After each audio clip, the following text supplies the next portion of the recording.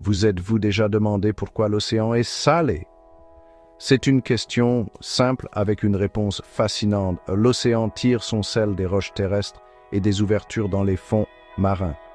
Au fil de millions d'années, ce sel s'est accumulé, faisant de l'océan le géant salé qu'il est aujourd'hui. La salinité de l'océan est essentielle à la vie telle que nous la connaissons. Elle influence les courants marins, affecte la vie marine et joue même un rôle dans la régulation du climat de la Terre. Comprendre d'où vient ce sel est essentiel pour comprendre l'océan lui-même. Le voyage du sel vers l'océan commence par la pluie.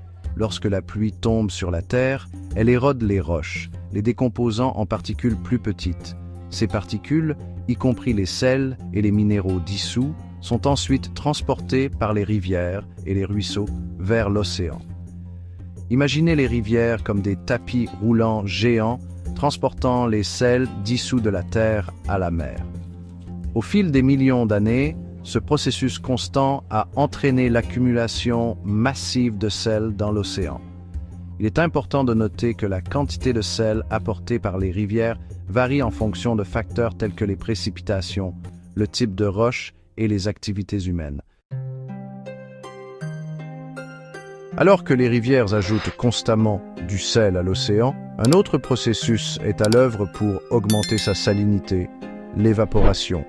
Lorsque l'eau s'évapore de la surface de l'océan, elle laisse derrière elle les sels dissous, rendant l'eau restante plus salée. Pensez à une flaque d'eau salée qui sèche au soleil. L'eau s'évapore, mais le sel reste, formant une croûte blanche. Le même principe s'applique à l'océan, mais à une échelle beaucoup plus grande. Ce cycle d'évaporation et de concentration de sel joue un rôle crucial dans le maintien de l'équilibre de la salinité de l'océan. Section 4. Surprise volcanique. Ajoutez encore plus de sel au mélange. Croyez-le ou non, les volcans sous-marins et les cheminées hydrothermales contribuent également à la salinité de l'océan. Ces cheminées libèrent des minéraux dissous, y compris des sels, directement dans l'océan. Bien que la quantité de sel ajoutée par les volcans puisse sembler insignifiante par rapport aux rivières, il est important de se rappeler que ces processus se produisent depuis des millions d'années.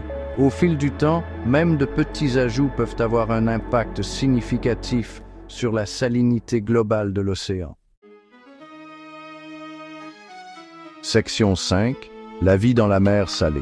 La salinité de l'océan n'est pas uniforme.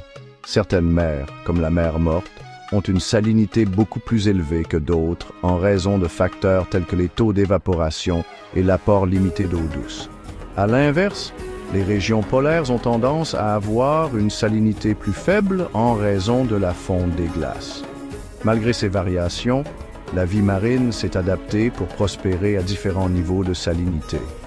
Les poissons ont développé des mécanismes spécialisés pour réguler leur absorption et leur excrétion de sel, tandis que d'autres organismes, comme les algues, ont développé une tolérance aux fortes concentrations de sel.